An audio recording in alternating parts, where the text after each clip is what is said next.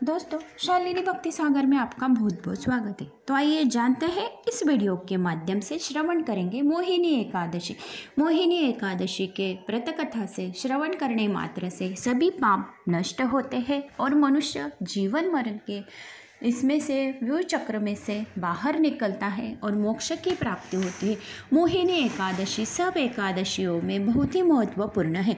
इस दिन एक विष्णु समेत एक घी का दीपक जलाकर विष्णु सहस्त्र नाम का पठन किया जाए तो मनुष्य के सभी मनोरथ पूर्ण होते हैं और लक्ष्मी की असीम कृपा प्राप्त होती है और अखंड चिरकाल लक्ष्मी की प्राप्ति होती। मोहिनी एकादशी की व्रत कथा। युधिष्ठिर ने पूछा, जनार्दन, वैशाख मास के शुक्ल पक्ष में किस नाम की एकादशी होती है? उसका क्या फल होता है? उसके लिए कौन सी विधि है? भगवान श्री कृष्ण बोले, धर्मराज, पूर्व काल में परम बुद्धिमान श्री रामचंद्र जी ने महर्षि वशिष्ठ जी से यही बात पूछी थी जिसे आज तुम पूछकर मुझे पूछ रहे हो। श्री राम ने कहा, भगवान, जो समस्त पापों को क्षय तथा सब प्रकार के दुखों का निवारण करने वाला व्रतों में उत्तम व्रत है, उसे मैं सुनना चाहता हूँ। वशिष्ठ जी बोले, श्री राम, तुमने बहुत उत्तम बात पूछी है। मनुष्य तुम्हारा नाम लेने से ही सभी पापों से शुद्ध हो जाता है और जीवन मरण के व्यू चक्र में से बाहर निकलता है, मोक्ष की प्राप्ति होती है। तथापि लोगों के हित की इच्छा से मैं पवित्रों में से पवित्र उत्तम व्रत का वर्णन करूंगा।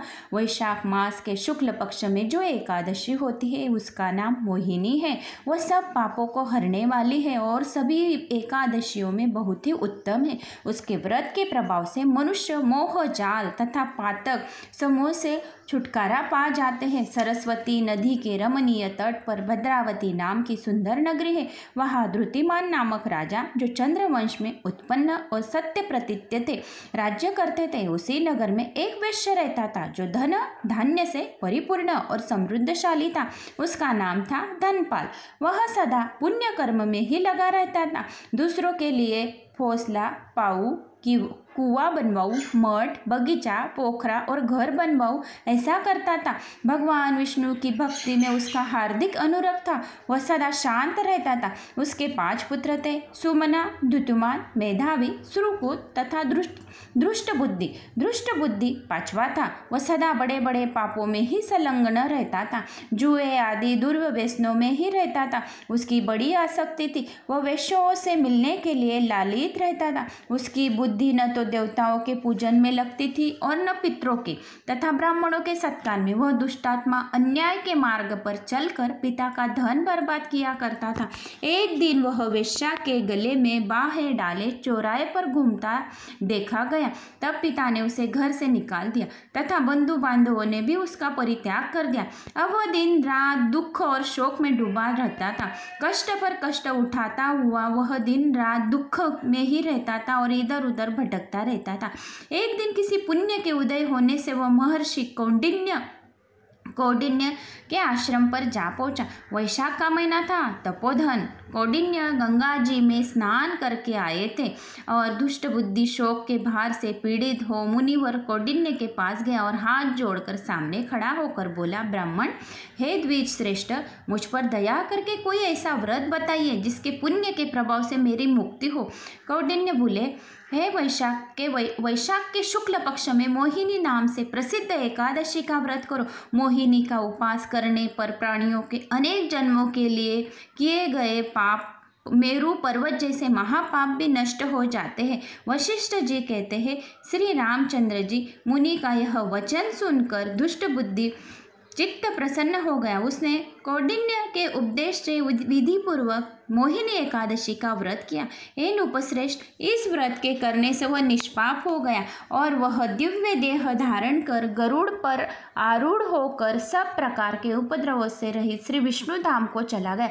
इस प्रकार यह मोहिनी एकादशी का व्रत करने मात्र से ही सभी पापों की मुक्ति मिलती है और यह मोहिनी का व्रत बहुत ही उत्तम है। इसके पढ़ने और सुनने मात्र से सहस्र गोदान का फल मिलता है। जो भी यह कथा सुनता है, पढ़ता है, किसी को बताता है तो उसे सहस्र गोदान का फल मिलता है। और जो विष्णु भगवान को एक तुलसी दल 3 मंजूरी वाली दल अगर चढ़ाता है तो उसके सभी इच्छाएं विष्णु भगवान जल्द से जल्द पूर्ण करता है। लेकिन एकादशी के दिन तुलसी को छूना मना है, तुलसी में जल डालना मना है और तुलसी का पत्र भी तोड़ना मना है। अगर आपको याद है तो एक दिन पहले आपको तुलसी दल तोड़कर एक पेपर में, न्यूज़पेपर में लपेटकर फ्रिज में रख देना और दूसरे दिन वह तुलसी दल आपको विष्णु भगवान को चढ़ाना है। लेकिन एकादशी के दिन नहीं, एकादशी के दिन सिर्फ आप घी का दिया लगा सकते हो, पूजा अर्चना कर सकते हो, विष्णु सहस्त्र नाम पठन कर सकते हो, विष्णु स्तोत्र पठन कर सकते हो, संपूर्ण हरि पाठ पठन कर सकते हो, लक्ष्मी सहस्त्र नाम पठन कर सकते हो। लेकिन तुलसी को छूना और तुलसी दल तोड़ना बिल्कुल भी मना है, इसीलिए ये गलती बिल्कुल भी ना करें। तो दोस्तों, आपको मैंने ये जानकारी दी हो तो ये जानकारी आपको अगर अच्छी लगी हो तो एक लाइक मेरे आत्मविश्वास बढ़ाने के लिए करना, और ज़्यादा पसंद आए तो शेयर करना, और चैनल पर नए हैं तो लाल बटन पर सब्सक्राइब करना, बेल आइकन दबाना, ऑल पे क्लिक करना। और महाकाल के उपाय 1 मिलियन चैनल भी मेरा ही है तो वो भी चैनल सब्सक्राइब करें। वहाँ पे भी उपाय में छोटे छोटे उपाय डालती हूँ तो वो भी बहुत कारगर उपाय रहते हैं, इसीलिए महाकाल के उपाय 1 मिलियन चैनल है तो सर्च करके सब्सक्राइब कर लो। तो दोस्तों, उम्मीद करती हूँ दी गई जानकारी पसंद आएगी तो लाइक शेयर सब्सक्राइब। ओम नमो विष्णुवे नमः कमेंट्स में करें।